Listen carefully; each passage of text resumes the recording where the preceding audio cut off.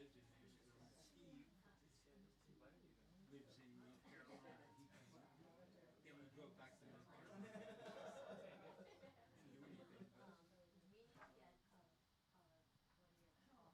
do anything, but from Bill to about 6. Really? Is this Six the hours. sign language for chord? I think it's the strumming a guitar pick. That's the sign language for guitar pick. Yeah, well, yes, it is.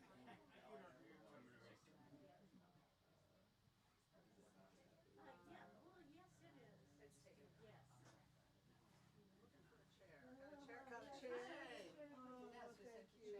How are you doing? Since the longest time I saw you last. God, great to see you both. Yeah. Do you want to? I can scoop past you. Tell me your name. Oh, hi. How are you? It's nice to see you too. Just yes. Hi, Joy. Nice to meet you. Yes, over the years. Not now. You did? Or lived with me. Yes,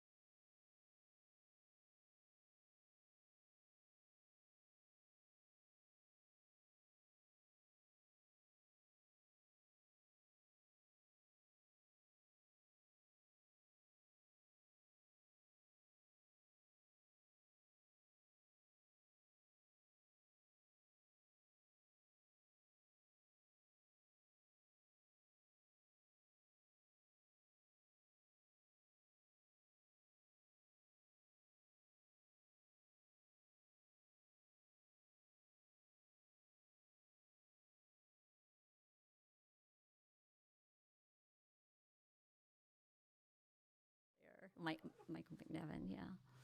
So, oh, okay. Once it starts, no, I'm not. Don't be like an animated audience until you start reading. Then we'll be like children. No, I don't. I want you to be you, Bob, the whole time. Thank you. I like it. Okay. So, am I ready? Well, are you ready? I'm as ready as I'm ever going to be, I guess. Go for All it. right. Well, welcome everyone to Bird and Beckett. I'm so excited to see so many friends and excellent poets and writers here and musicians and chanteuses. Impresario, is that the word? I don't know. Anyway, welcome. Tonight we're going to, I'm Robin Michel, as you know, and this book's been a long time in the.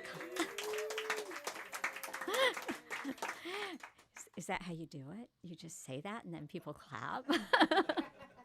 Anyway, tonight we're going to begin with Kevin Dublin. And many of you know the story. I remember Mama in a happy way.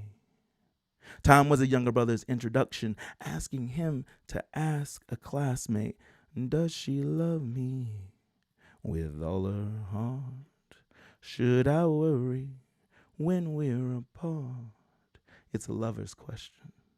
Tom was a head nod, one hand slapping the other. The cake is baked. Tom was marriage, 35 years till infinity. Time was prognosis, husband's shoulder heavy under tightening hand. Time was insurance, decades of payments for two names evaporating. Time, as if it wasn't for bad luck, I wouldn't have no luck at all. Tom was being born the same year as Otis Redding, posing at one of his final concerts on the Chitlin circuit in the same year he outlived him. Tom he wear a two-piece suit, clean-shaven, and ladies would think he was the Big O. Shuffle and strut to shake as evening cicadas sang back up. Tom was running from trucks who think you gave the wrong kind of eye to a white woman. Tom was a muddy ditch and skinned knees nearly infected. Tom was thinking back to the boys in the truck, his uncle, a warning, young, swaying, castrated, and sun's dim. My truth, I'm only alive today because they didn't catch him. Time was an empty bottle, corn liquor, the heaviest whiskeys and moonshine that once glistened in the same light as Percy Flowers' mash. Time was jewelry-shaped, tourmaline, aquamarine, fire opals. Time was vapors from sewage drains at 7 a.m., the walk through them after a long night of mop in Newark, New Jersey. Time was 22 hands of tunk on Saturday afternoon, up $4 and nickels won from Mr. Mac. Hit that jack of spades on a spread and go out on a 10. Time, driving blind Cuban neighbors to doctor's appointments. Time was even when there was little gas in the tank. Time, vintage nudie projector reels, film shifts to fire after ash flick. Time was exhale of Pall Mall smoke up toward ceiling fan and dispersed in blade's wake. Cigar toke, never inhaled, hugging walls, furniture straddling each visitor's back. Time was hitting straight, the last 3 digits of a license plate. Walmart, a call to his children giving winnings away. A grandchild's cheeks grazed with his sugar and stubble. Time was a drive to Virginia's border and Emporia for Powerball tickets, but Saturday comes again and can't kill nothing and won't nothing die. Time was ironing 5 collared shirts and slacks on Sunday evenings to a Bonanza marathon on TV. Time was a phone call, how you doing? Kicking but not too high. Time was the first stroke, 9 children. Time was 24 grandchildren, second stroke. 19 great-grandchildren, third stroke. Time was, watch where you put that hand. I know what you've been doing. I can tell by the little hair that's going in your palm. And then you open 5 fingers. See, that's the one you use. Time was the distance between rocking chairs on 202 Collier to 903 East Lizzie to 609 Tower Street. Time was camellias bloom as the land freezes past afternoon. Time was diamond in the back, sunroof top, digging the scene with a gangster lean. ooh, ooh. There you go. Down Brightleaf Boulevard towards Rose Street. Time was another white rocking chair and Mr. Lyle's laughter, the color of daffodil trumpets. Time, a third Sunday morning, like, if I were you, I would say yes. And Suge Avery pleading, speak, Lord, speak to me, on repeat instead of church. Time was knowing that sinners have a soul too, like silence interrupted by, hear that lonesome whippoorwill, he sounds too blue to fly. I remember the wrapping of a tourniquet like any gift, cloth cinch rubbing while tugged tight, glass scratch sliding across linoleum under crunch of shoe. I remember fists clenching as worms surface in the rain, heavy droplets splatter onto puddles like bubble wrap pops, groan of the kitchen table chair as it's pulled out. I remember the dry underside of a truck's towed trailer, roll of tire, shoulder splash, sonic entanglement with belt buckle jingle, leather on leather snap. I remember whisk of his hand moving toward pistol. In this distance, wild geese trot and lift off, flee with the knowledge of Marvin Gaye's in, whoa, mercy, mercy me, oh, things ain't what they used to be, no, no. I remember mist linger above the road at dawn. I remember the search for how long is long enough to be in a city of hills, like mounds of fireflies lit up all at once. Mercy, like being washed ashore after drowning. Time was an opportunity to make mistakes. Time is an opportunity to make stories. I never wrote you a poem and read it to you, but hearing is the last sense the body loses, which is why after I feed you, I turn off the TV and play music. And now, over the grunts of beetles and racket of calm, I know that I'm so glad. I said, I know that I'm so glad. I know that trouble don't last always. Oh my Lord, I want to know what shall I do? What shall I do? What shall I do?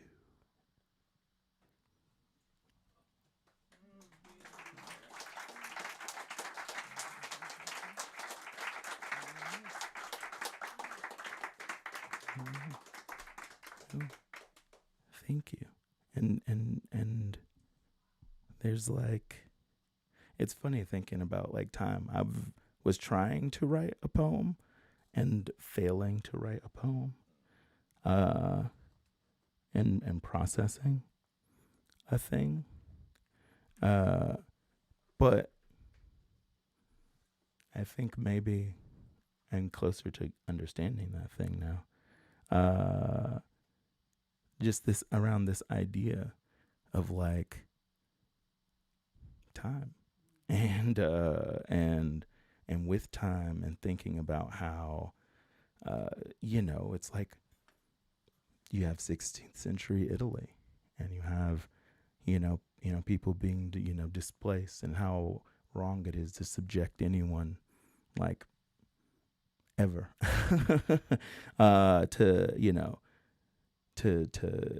to things based on like who they are. I think about the Jim Crow South. I think about 1939 in Poland. I think about Gaza. I think about like being here on a lonely land and how, I don't know. We have to be aware of the connections of these things and how they're all injustices, and we got to do something about it.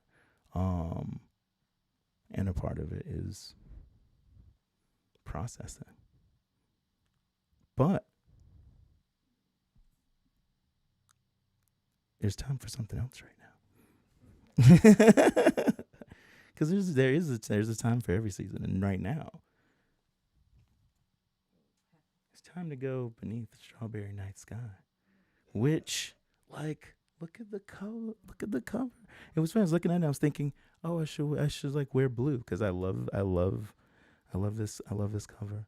I love these poems that are in there. They're making through. I'm so excited to get through. I'm like, I should wear blue. And then Robin's also wearing blue because it's like it was like perfect. It was like theirs in sync with what's going on and in celebration. I'm gonna read Robin's bio, and then after, you're all going to give the you're gonna reach into all your love for poetry. You're gonna reach into all your love for hearing poetry live, which what a gift. And then you're gonna realize, wait, I get to hear poetry that is live, that is by Robin Michel, and she's reading it.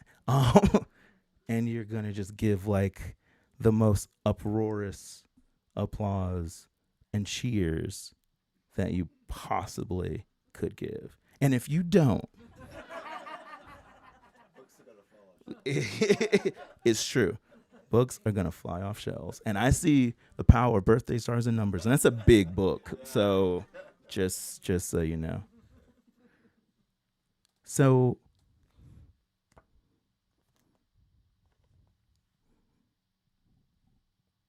Robin Michel Pedersen was born in Utah and moved to California at the age of 17.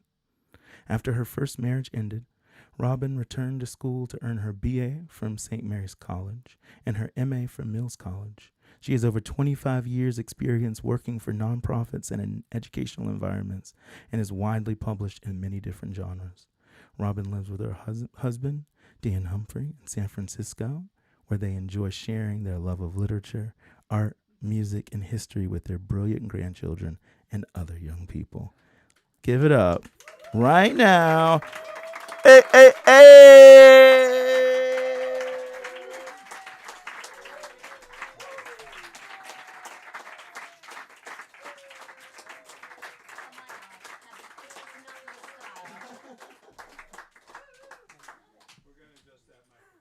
Thank you. Yeah. I did not pay him to do all that, I promise. Thank you. So, and before we get to Beneath the Strawberry Night Sky, I just want to say that being able to publish Kevin's incredible eulogy for his father was such a gift. And I got to hear him read it at Lit Crawl just Saturday night and hearing him read it again today. And I thought, if it were on an old 33 RPM, I would have that stat dropping it down and dropping it down and dropping it down. It's just amazing.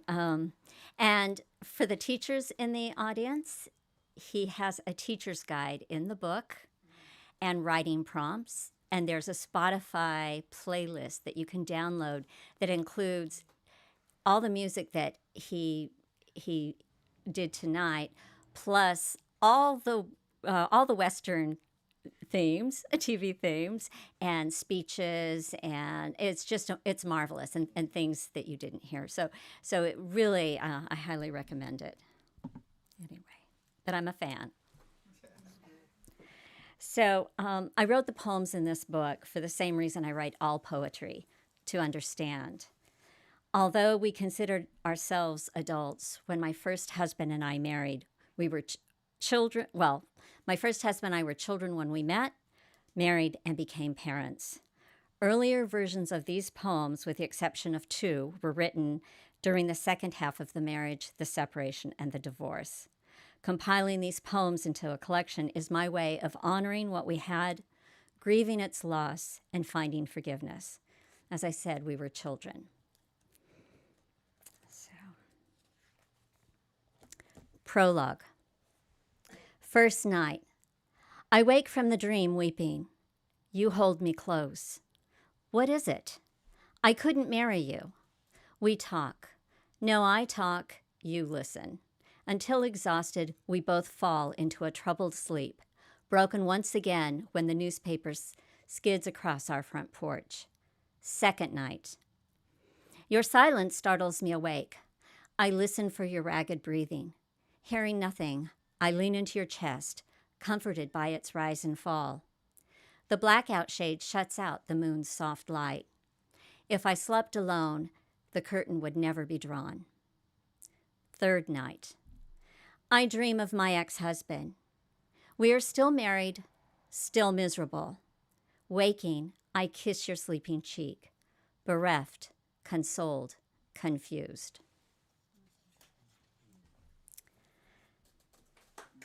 You can wait till the end if you want.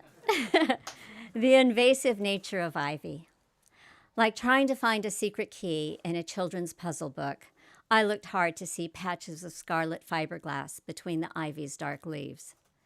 The canoe was free with a camper purchase, and you unceremoniously tipped it upside down in a far corner of our backyard under the loquat tree. Upside down to prevent the kids from climbing aboard and sailing on pretend seas to battle pirates or visit distant lands. How many times did I suggest we take the children and our canoe, or was it yours, on the lake before I stopped asking? It never occurred to me to go it alone. In those days, I didn't drive freeways or even know how to pump my own gas. I was a wasted asset. Ivy is invasive, aggressive, and smothering. I've learned its old names, bindwood and lovestone. The ivy grew as quick as my resentments, wrapping its tendrils around the boat, climbing up the tree's trunk, its heart leaves mingling with the phallic-shaped leaves and golden globes of fruit. 22 years now since our divorce. I still remember the first time we made love. Now, I remember how we sat at a table with our attorneys, dividing up our shared property, our shared life, and I asked you for the canoe. You refused. Is it still tipped upside down beneath the loquat tree, strangled in ivy?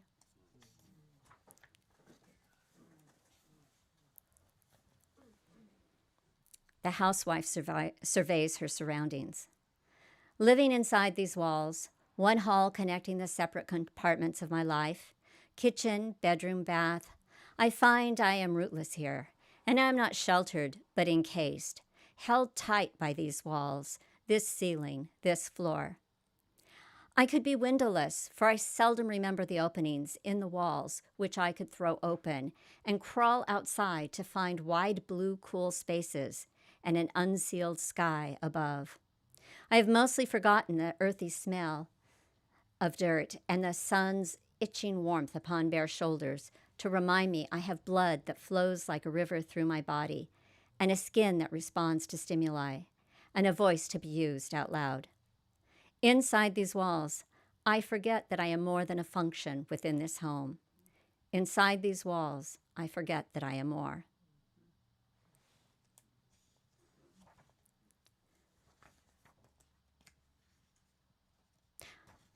I think I'll do this one. Fishing Alameda Creek with our 9-year-old son. It has an epigram. What a glorious vision I see, a large fat fish on a china plate, resting in an ocean of lemon juice and butter sauce. Arnold Lobel, The Cat in His Visions, from Fables. Just the two of us, a creek 10 minutes from our house. I took a book, and he carried his rod and reel, a cheap plastic tackle box filled with small jars of lumpy orange cheese and fluorescent marshmallows, a proud assortment of lures and hooks. How does it feel to be a fisherman, I asked. He grinned, his eyes flashing the sheen of a blue-bellied skink. I watched him bait his hook and tried not to flinch as it pierced the body of his wriggling worm. I had fished but once in my life, about the age my son is now. My grandfather steadied my hands on the rod, helped me reel it in. I cried when the 4-inch rainbow trout glistened on the boat's deck, struggled for breath. I pleaded with my grandfather, cut it free. He refused. Once hooked, he said, it will bleed to death.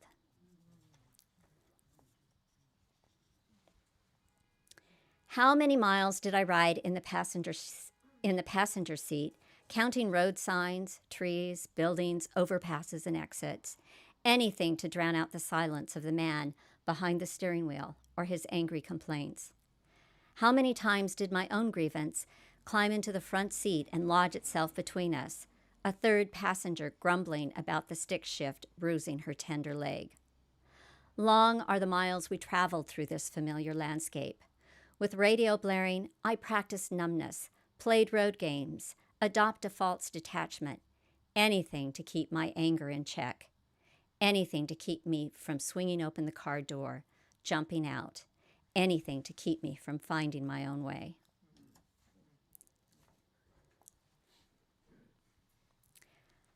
I sat at the table with our children doing homework as you walked past, popping the top of your beer can.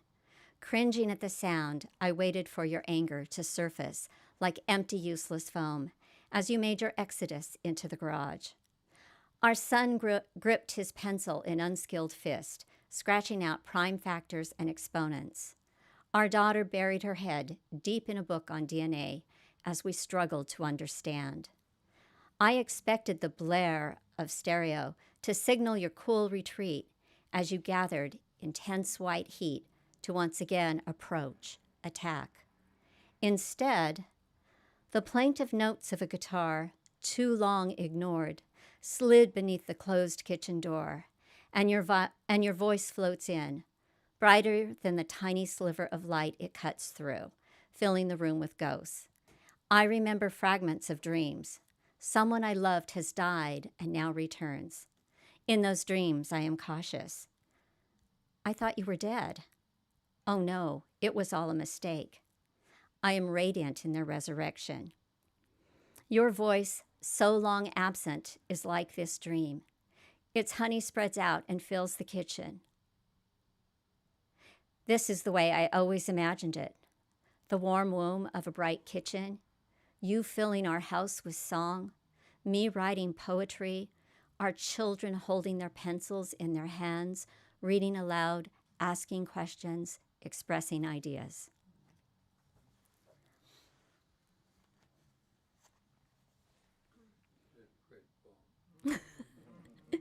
Thank you. At a rest stop between Butte and Missoula. If I pulled off to the side of the road and gave birth to you at this rest stop, or crawled deeper than your flesh was then lodged within my body, like an animal crawling deep into your beloved woods, to crouch low beneath branches sheltering us from fluorescent lights and masked doctors, and then licked you clean, my tongue tasting your burst blood, one thing would remain the same. I would have loved you as fiercely as I did in the hospital where you were born, but only half as much as I do now. A boy living in the suburbs, you dream of roaming wild and catching a fish in flowing streams with your bare hands between your teeth. From books you have learned the names and origins of living things, insects and trees, lizards and frogs, plants poisonous and safe, bitterroot, huckleberry, beargrass. Now you point out plants and fish to me, and I listen to you speak as the wind swirls between us in this Montana rest stop, so far from the sterile hospital where you were born. With each incantation, cutthroat, whitefish, grayling, I am stirred by something primal, deep, knowing. I pay witness to your life, you to mine. Soon it will be time to go. Coos Bay, Oregon. Was it the moment you and he stood together on an observation deck overlooking the Oregon coastline, the Pacific beating against the beach, and nothing but endless shades of gray reaching out in all directions, until the not quite black specks of gulls were less visible than the incredible shrinking man when his ego ceased to exist? Did you stare in wonder, not at the bark of seals and squawk of gulls, or the rush of waves above, below, beyond, rocks older than any wisdom you thought you had found, but at a man who, like a flower so uncommon you cannot recall the name, opens his petals only once or twice a year, and then only when all conditions are perfect. Opens his petals, then quickly folds them inward again.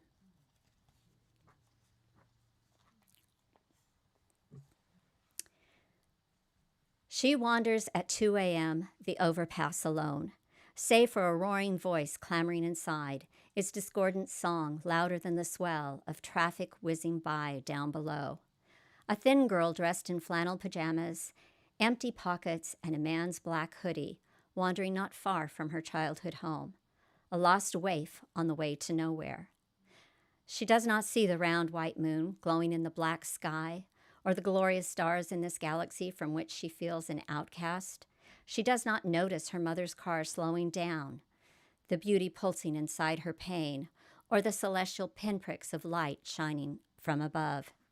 And years from now, her mother's life, all of their lives, will not be the same lives they now carry, thanks to the voice inside her body refusing to stay silent, its razor cuts.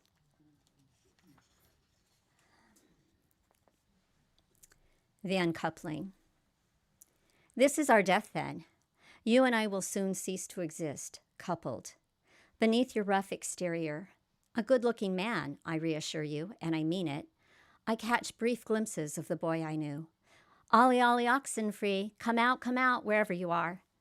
But it is not a carefree game of hide and seek.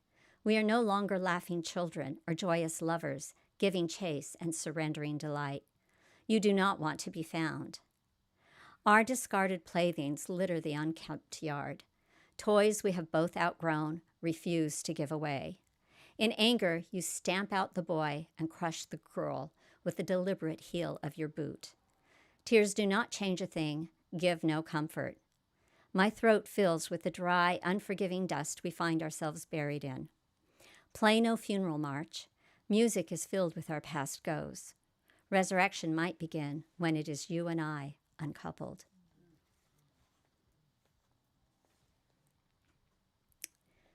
Through an open window, while seated in a waiting room chair, I glimpse a partially hidden view of starry night. Magically, its thick eclipse exposes yellow sun and moon, inky blues now streaking across canvas once the color of clinical white walls. It's only a print, one of many Van Gogh reproductions stacked in shopping mall bins across the country, thumbtacked on dorm walls, framed in the homes of aspiring corporate types with a fondness for the arts, doctors' offices, and here, in the office of my teenage daughter's psychiatrist. Printed posters everywhere, easy to overlook or dismiss in the rush of ubiquitous overload. Not unlike breathing, forgotten until one forgets to breathe. Look again. Thick, broad brushstrokes, simple until one notes the swirling complexity, the giant fingerprints of God, the bold genius of color gone mad. This brief glimpse of a starry night escaping through an open door that will soon close to swallow my daughter, her secrets, it bruises my mother heart with new tenderness. I think of my daughter's sad, lovely eyes peering through her camera's view, recognizing beauty in a hard world, if only for a tiny starlit flicker before the dark of night descends and we wait for a new constellation to appear.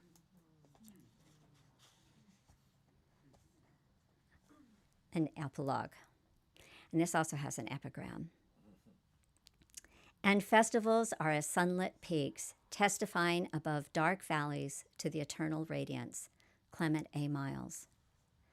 I wash the strawberries and marvel at their beauty, red and shaped not unlike the human heart. Like festival days, only a few are blemished. The rest are rich and full. I leave the stems attached, the green a striking contrast against the red.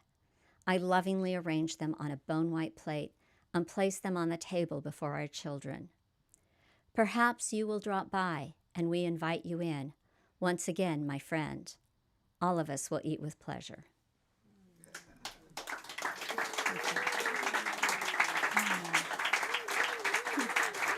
Thank you.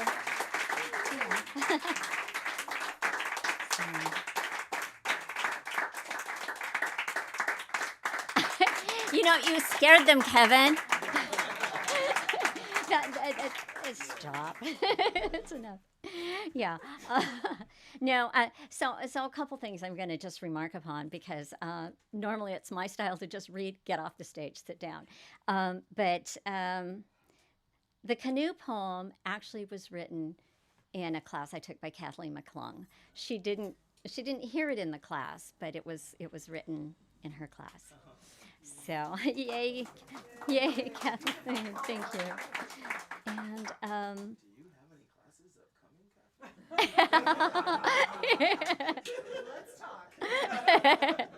Yeah, and you know, it's. I also want to say that my children's reactions have been very positive, which is a good thing, and I haven't actually had the courage to send it to the ex yet. But but you know, I just want to say that I'm so grateful to the many writing communities that I belong to, and you know, it's just you know, I've got Fresh Ink sitting here. I've got Kathleen and Lori Oslin and Kathleen Wallace, and you know, I've got the Postic Frastic poetry people here, and Jim LaCour and Bobo Soleil, all these wonderful poets, and you know, and if I can't see back there, it's really dark, and I don't have my glasses on. But if I've missed any, I just want to say that. I suspect it's not just my experience as a poet, but sort of feeling the outcast and lonely growing up, and then finding yourself in these writing communities where people are they allow themselves to be so vulnerable, and you see you know, they expose their secrets.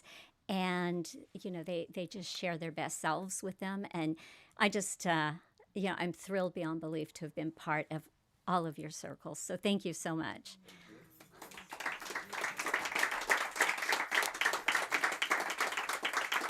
And now I have the like really happy pleasure to introduce a very old friend of mine. And I woke up in the middle of the night going, Michael McNevin, maybe he would do something with me. And I called him, and we hadn't talked for what, at least 3 years, long before the pandemic, I think. And it was just like, you know, I talked to him yesterday, and no hesitation in agreeing to come and perform. So the Michael McNevin connection is this. I would in the earlier family, we were at the Strawberry Musical Festival when it was at Camp Mather, and this young troubadour is presented on the main stage, and he begins singing a song about Centerville Little League. And my son was actually playing in Centerville Little League at the time, and I had a community news magazine, and I had plans to do a baseball story. And so Michael wowed me with this song, and he's promised he would do it tonight. And I went up to him, and I found out that he, you know, not only was he singing about Niles, but he'd grown up there. And so I asked him later, if you have a baseball card from Little League, I'll put you on the cover. And he did. Of course he did. So anyway, he's an award-winning songwriter. He's played at all the major festivals, folk festivals in the country. You know, I can't even begin to rattle all the things you've done. He's been on stage with so many marvelous and fantastic performers that you know. And I'm really glad if you haven't heard Michael McNevin before that you get to hear him tonight, because he is truly just a light. And thank you, Michael. Come on up. It's your turn.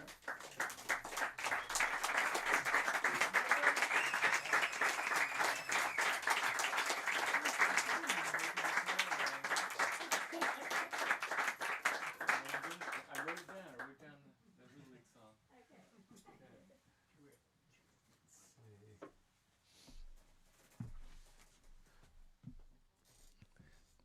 raise this up a little bit. Let's hear it for Robin, everybody. Wasn't that great? Oh, cheers.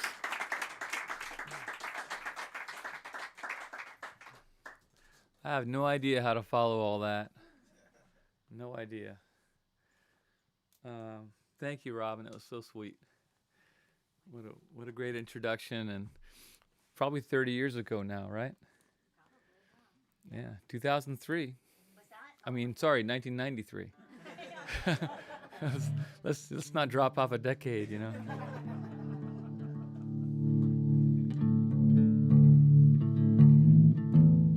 I got new glasses last week. I can see, but I can't. I'd rather not. All right. Oh my God, so sweet. Okay. Okay, we'll get to the Little League song in a minute. This has got a song, Niles Centerville Little League, Fremont, California. Fremont. 1974. I'm 12 years old. Same year that the Little League song comes from, I start to turn into a teenager with my buddy Mike Santos, who was on my team that year. He's a year younger than me, so he started smoking. I didn't ever turn to smoking, but I wrote a song about this family in our neighborhood around the corner from me in Niles. And the McNevin brothers all hung out with everybody else, and the Santos brothers, they were hell on wheels. And Mike's dad was a trucker, so he was gone quite a bit, so we could take over their house. Judy had no chance as we turned into teenagers. Just want everybody to know that everybody turns out okay in this song.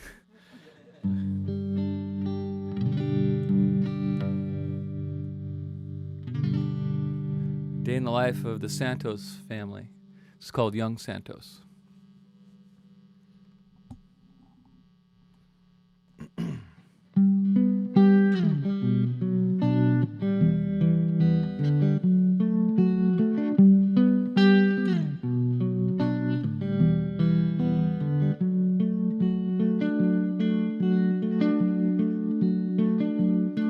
Young Santos started smoking at the tender age of 12. Menthols on the swing set, 3 o'clock to the dinner bell. Latchkey brothers ran the roost, raid the fridge and raise some hell. The Santos house was open season when Daddy drove the Peterbilt. Leroy took the long hauls. A week or two he got good pay. Kept the kids in bikes and shoes. They missed him when he drove away. And Judy kept her battles. She lost them all the same. The boys are more like Leroy, getting bigger every day. She called Leroy on the CB. Come back, Leroy, are you there? We sure miss you, sweetie.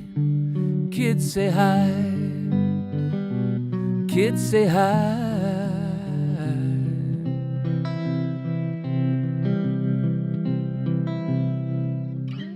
The oldest had a dime bag trade and $1 million smile. Middle one had a temper fit for any middle child. They both tenderized young Santos in the hallway to see if he would cry.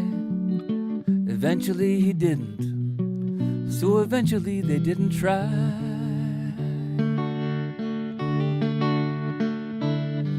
Mornings on the kitchen phone, her best friend made her laugh. She lost her in the canyon, never quite got over that. She called Leroy on the CB. Come back, Leroy, are you there? We sure miss you, sweetie. Kids say hi. Kids say hi. Kids say hi.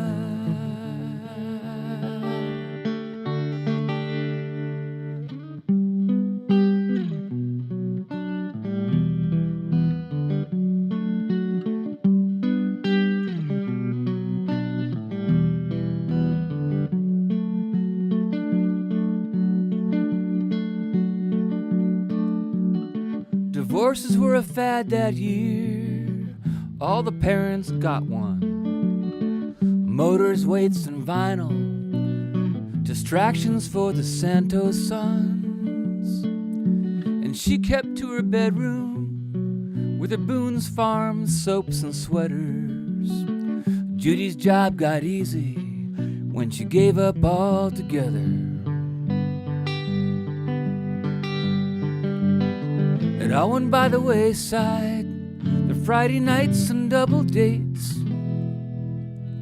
And Leroy kept her guessing somewhere on the interstate. She called Leroy on the CB. Come back, Leroy, are you there? We sure miss you, sweetie. Kids say hi.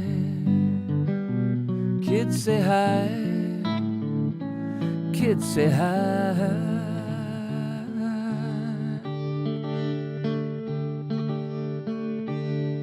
Young Santos started smoking at the tender age of 12. He's the one behind the barbecue, living up in Reno now. Leroy landed in Manteca. He's got an acre for his truck.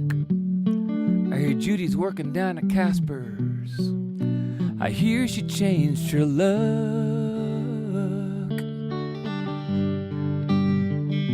I hear she changed her luck. I hear she changed her luck.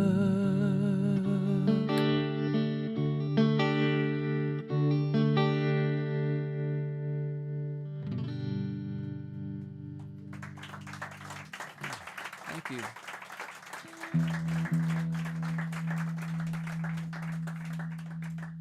I'm used to these high-fangled microphones here. So yeah, that's got a little breakup in it, and some resolution, kind of like your whole book. I'm so glad I didn't read anything yet. I didn't have access, so I'm so glad I got to hear you read it first. And Kevin, amazing poem about your dad. Really sweet, thank you. So, in honor of your dad and the Westerns, okay? I kind of gave it away. I'm a descendant. My mom's a Barton, Clara Barton. So she goes all the way up to William Barton in Washington's Army, and Clara was my great how many greats aunt. She didn't have kids, so it had to go up to the granddad of Clara and then come back down to my mom. And if you, Civil War stuff. I thought I was writing a song about Clara Barton when I started this song. It took a 180.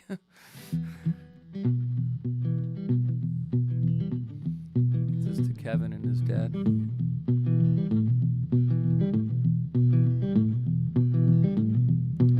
A bullet grazed your shoulder.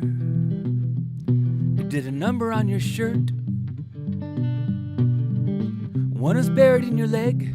She said this is gonna hurt. She poured whiskey on the wound. Now bite on this willow stick. Then she poured some on the knife and tightened down the tourniquet. He said, you're killing me to save my life. Well, does this to leave you here for dead? Here's a rag to keep the fever down. She started digging for the lead. Cut, cut, cut. Director got up from his chair. Add more blood to his shoulder, please. Rub more mud into his hair. Italy and Spain. Clint Eastwood was the man. Sergio Leone was a king. Spaghetti Western in the can.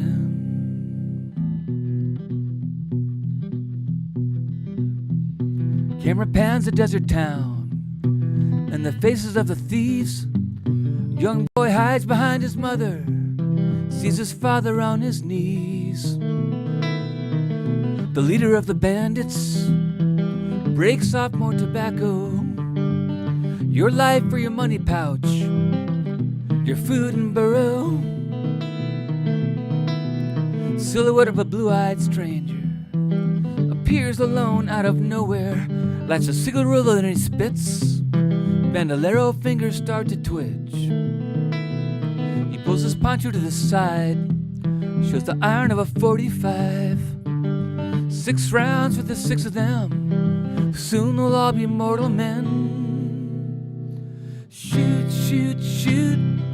Director pointing from his chair. Cue the wagon, the dynamite. Get more gun smoke in the air. Italy and Spain, Eli Wallach was the man. For Sergio Leone was the king. Spaghetti western in the can.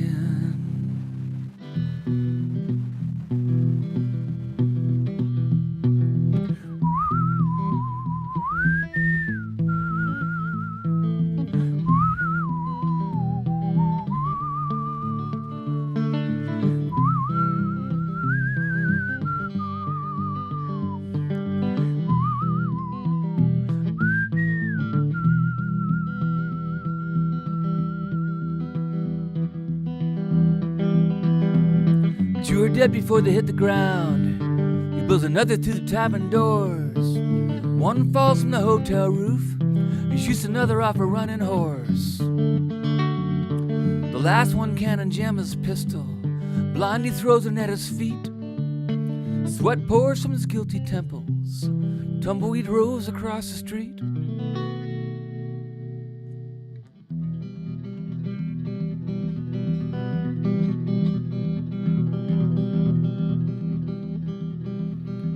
Within the music of a jewelry box and the rattle of an angry snake, the bandit lunges for the gun.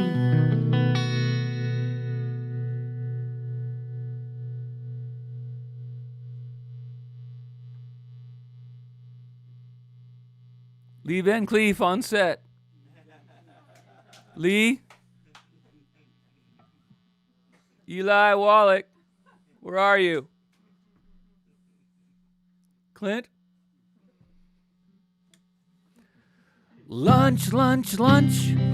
Okay, let's break for lunch. Extras, makeup, camera crew. Back at 2 o'clock, we'll do more stunts. Sergio heads back to his trailer beneath the hot Italian sun. And the prop hands load more blanks into the gun.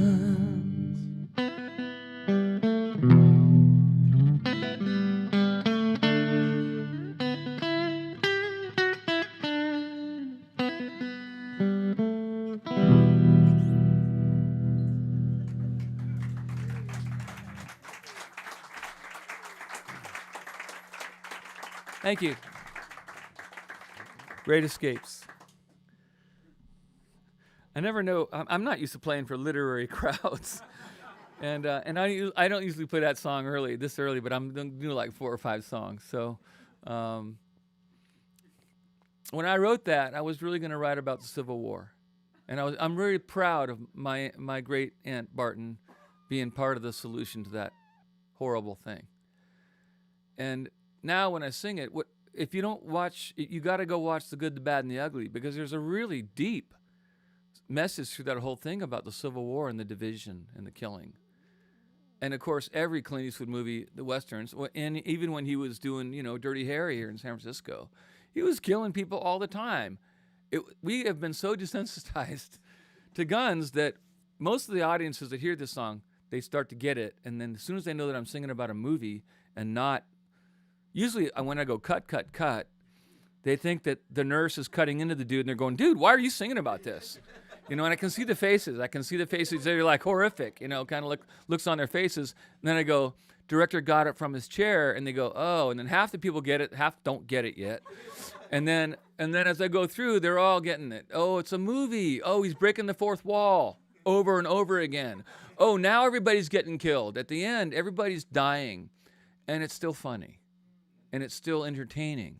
And that's how we've conditioned ourselves in the movies with these kinds of things.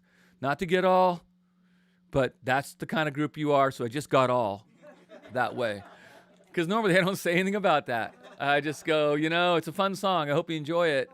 And they all want it at the end. They went with that song about the Western. Yeah, you mean the one about all the killing, right? Yeah. Anyway. got another one here. I'm wearing my. Should I show it to you? Yeah, I probably should. No, I'll show you this. I'll show you what I'm wearing after this song. Okay. A beautiful old friend of mine. She's now probably 96. She's down in L.A. She's blind now. Her name's Katie Rasmussen. Amazing painter from Fremont. Painter and sculptor.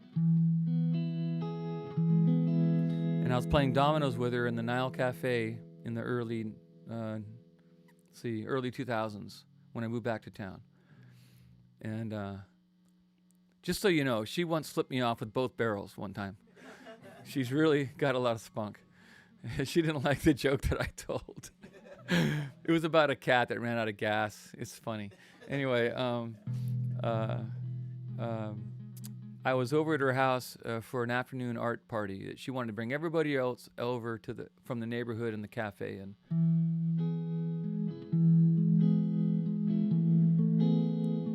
And on our garden wall there was this painting right on the wall, not a frame, right on the hard part of the wall. And I asked her about this thing, and she told me this story about this critter. And I carried it with me for like 18 years, and I finally wrote a song about it.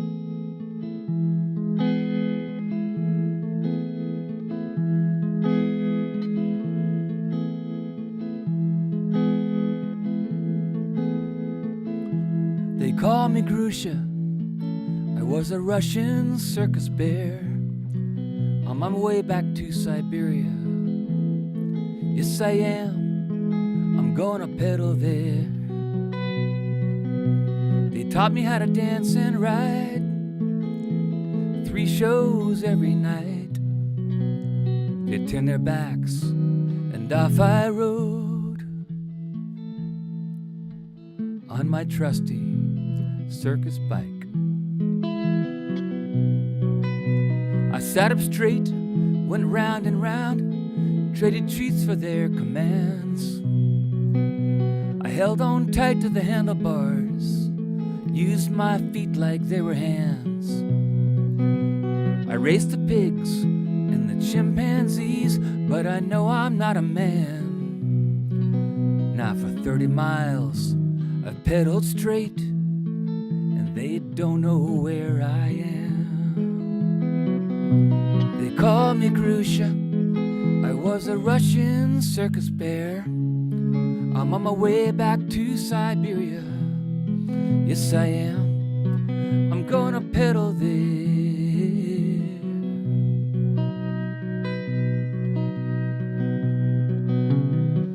Is it wrong to run away?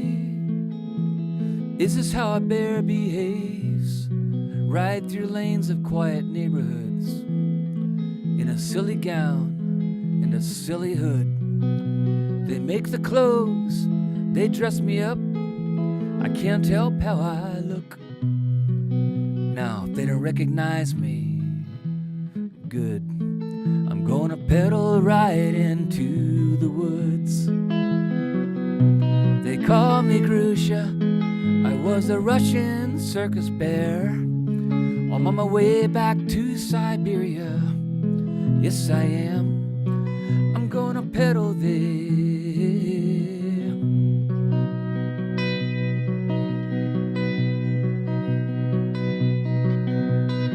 Life beneath the big top canvas is all I've ever known.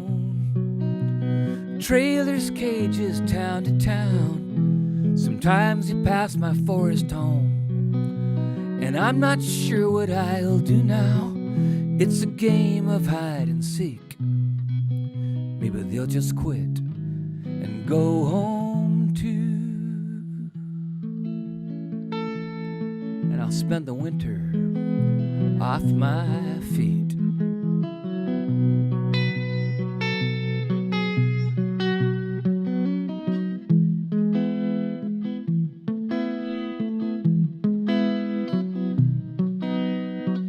Now I'm on a country path full of apple trees and farms.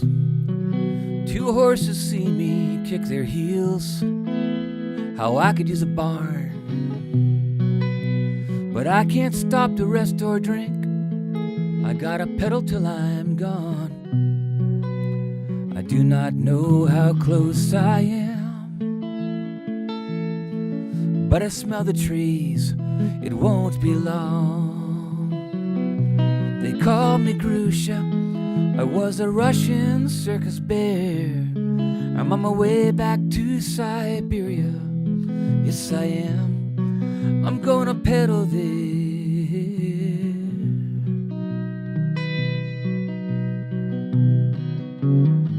The sky appears so much bluer than I remember as a cub. I sit down by a berry bush, not a hint of circus grub. Forest air runs through my fur like grass, my brown face against the sun. No finish line, just the forest pines. The only bicycle race I ever won.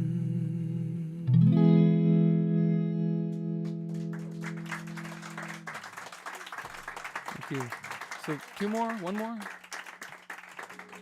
Okay, I'm going to do 1 more, and then I'll do an encore. Yeah. Do you want to come up and do? I don't know what we could do. Yeah, it's your gig. Maybe you could have a poem ready to go for to send someone home, though. That would be cool.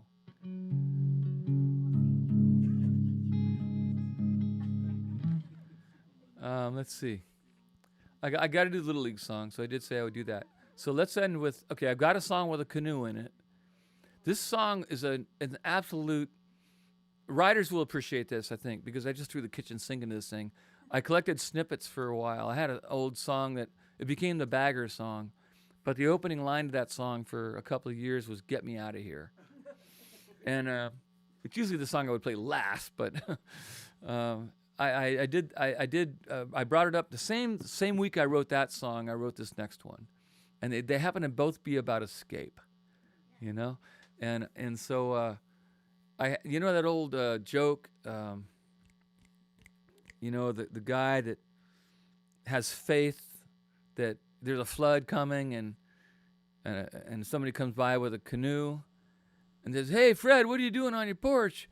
Get in, we'll save you." No, I have faith in God. I'll be okay. God will save me.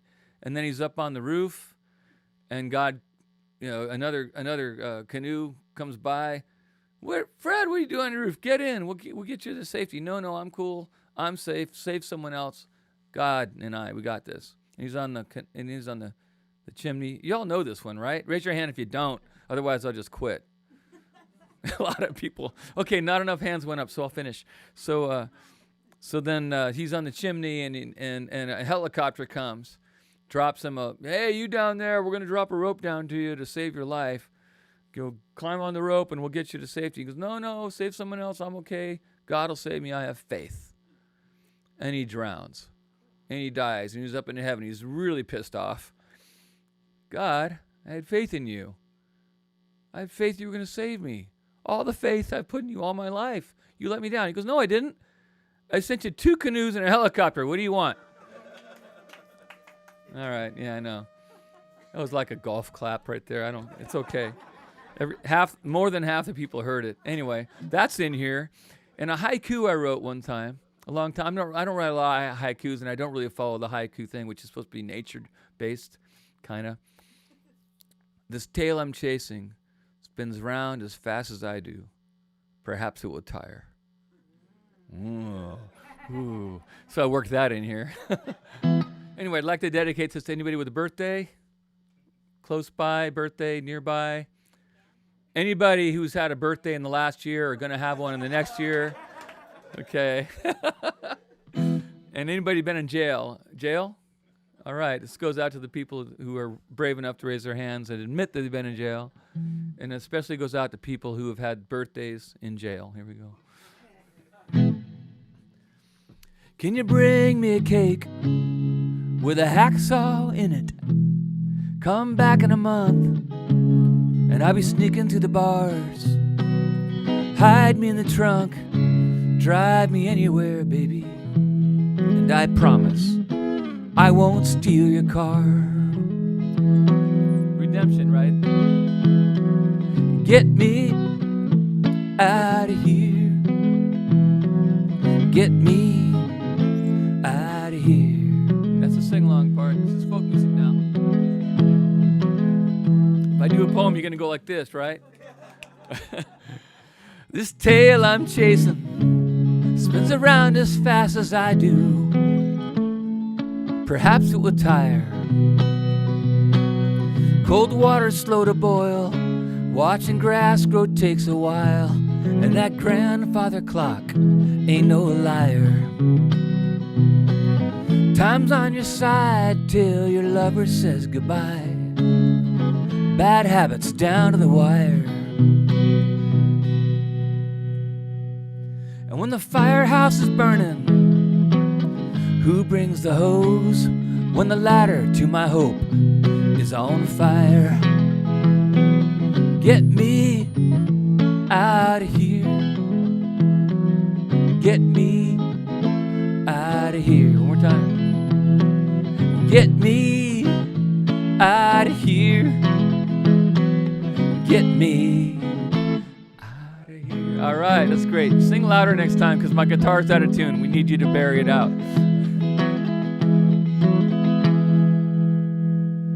Big ideas come and go. Light bulbs overhead flicker till they're dead or dull. Big fish, little pond, or the bottom of a bowl, half empty if it was ever full. Neighbors looking in, hey, get a good look at him. All that dirty laundry out to dry. Old saltwater soul stuck inside a fishbowl. There but for the grace of God go I.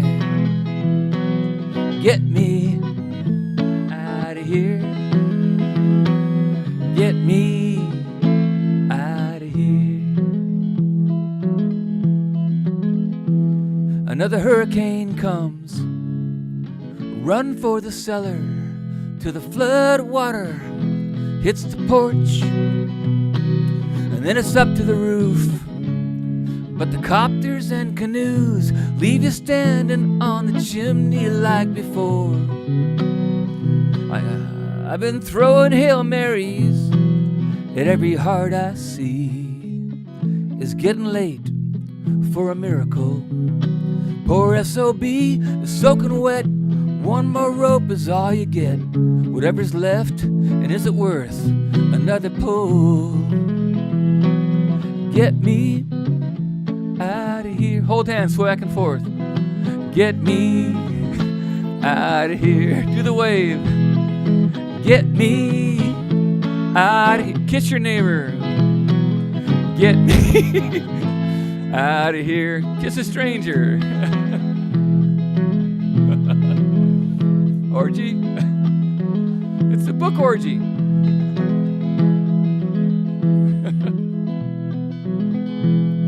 Can you bring me a cake with a hacksaw in it? Come back in a month and I'll be sneaking through the bars. Hide me in the trunk, drive me anywhere, baby.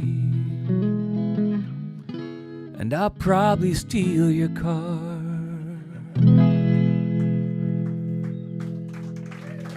Good job. All right, one more song. We'll do the Little League song. It would be great if you did think of one to come up. You should come up after I do this song, at least to get a little bit of love, more love for your book. This is the shortest gig I've done in a long time.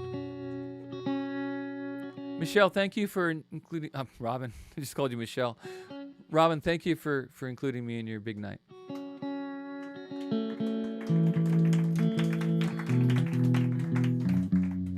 My dad grew up in the Mission as a kid. He couldn't wait for the Giants to show up and they finally won a few. And he grew up here and then he He came from Connecticut when he was 10 during World War II, and they moved to the shipyards projects over there, Potrero Hill. And he played good ball. He was like a semi-pro 17-year-old kid playing Little League. I think he got to play against the prison. There was a great pitcher in the prison team for San Quentin and struck him out in 3 pitches. You saw Satchel Paige,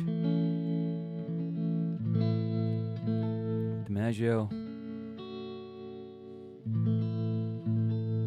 And then he moved us to Niles, and he raised me and my brothers on Little League ball and gave us a really pretty good life. And this is about the worst game of my life. This is called The Pride of Niles Centerville. Don't tell me who won tonight, but it was 2-2 when I left the bar around the corner. Right, Dan? You taped it, didn't you? Yeah, so don't talk about tonight's game between the Diamondbacks and the Phillies. 49ers lost. Well, that was yesterday. 49ers lost yesterday. All right. Okay. Oh, this song's in the Baseball Hall of Fame in Cooperstown. They have a song collection. It's in their folk song Hall of Fame collection. I went into the Hall of Fame at the same week Eckersley went in. He's from Fremont, Hall of Fame pitcher for the A's. And he would also pitch for the Red Sox. That has nothing to do with this. It's just about my worst game of my life. Here we go.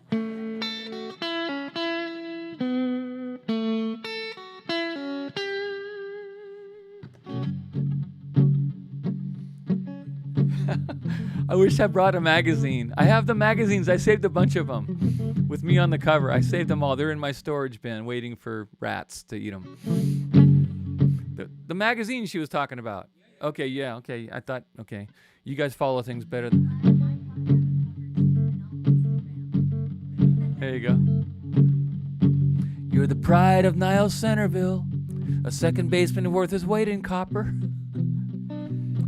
And the honor of the Little League is riding on your shoulders. The tying run on third went out to go. The game is sure. If you can catch the ball and throw to first, the glory will be yours. But then the pride of Niles Centerville goes bouncing through your legs, and the next guy hits a homer to the moon. Game is over. Then you look up to the sky and close your eyes and wish you were dead. And there's a feeling in your head like you may never be the same. And life is more than just a game. 'Cause if you'd caught the stupid grounder, they'd be having a parade. But now it's you and Charlie Brown, forever losers on the mound, letting down the team of all the things that come to pass.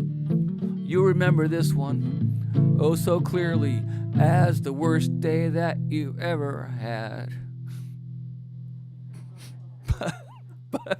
But as beautiful as the summer sun, the new cut grass, and all their kids in floppy uniforms, the wooden seats with mom and dad. Behind the backstop, all the parents eat their hot dogs as they watch their kids and they cheer them on and they do their best to keep a lid on all their private hopes that maybe someday Junior makes it big. A routine play for him, a diving catch, and then he throws out Ricky Henderson, who played for like 80 years. A banner day to triples, the hero of the day. Or will he pitch like Sandy Koufax, leave him standing in the batter's box? Another no-hit outing by the kid from Alameda County, busy signing autographs and doing shaving cream commercials for $1.5 million. Edge, other brand. Don't make me laugh, I'm not that bad. In fact, I'm good to mediocre. But at my best, I must confess, I'm just like all the other 12-year-olds. I have a decent glove, and I can hit a decent fastball. But I've dropped it more than once, and I strike out in more than baseball. But I know my folks still love me for the star I never was. And well, you just can't win 'em all. But for a while there was a girl who came to watch me at the field.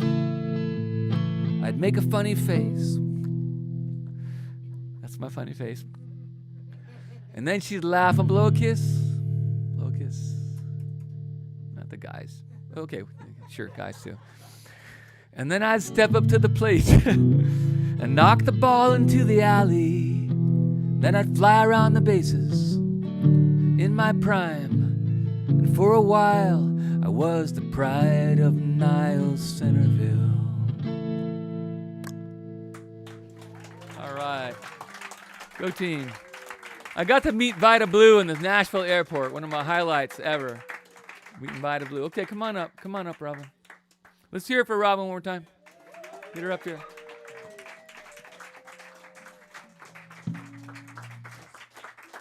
You gonna do something? What? You gonna do something, right? Am I going to do something? Yeah. I don't know. What could I do? Well, you can have a whole book of stuff. Everything. Huh? What could she do? She's only been writing, poems and stories all her life. Oh, wait. Well, yeah. So Madeline had a great idea. You could accompany us. Yeah. You could. Yeah. Yeah. Like jazz or something? 'Cause I don't play Yeah.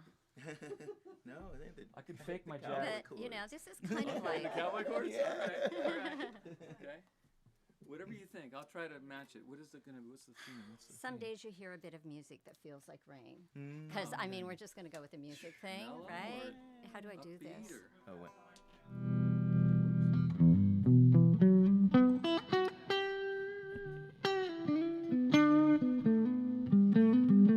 So I have an idea. Why don't I read a line of it and then you read a line of it? Let's do it. You know?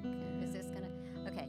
Some days you hear a bit of music that feels like rain. Like rain, your heart breaks. But yeah, go ahead. But never mind. The ache is a part of you and beyond you too. Like the rain, Open wide and round your mouth. Let it pour inside you. you want to swallow it. You want to be swallowed by it. And all that matters is this ache of beauty that will not let you go. Tell me, do you really want it to? Will you ever know? Some days you hear a bit of music that feels like rain, and the drops scatter across your thirsting skin like thousands of teasing promises whispered from invisible lips and wings. Whether you believe in such things or not, And all that really matters is this eternal ache of the beauty that ends. and comes again and again. There we go. All right. You did it. All right. Okay. Whoa. All right. Well, thank you, everyone. There's still, I'm sure there's plenty of wine and nibbles, and so, yeah, thank you. Thank you. Yeah. And That was thank great. you. So good. Thank you, yeah. And Madeline, no, she won't do it. All right. Thank you, Robin. Thank you, Kevin. That's Thank great, you. buddy. Thank Thanks. You're so good. I love your stuff. I want to buy a book. You guys all smoke joints at the end of these things? How does it work?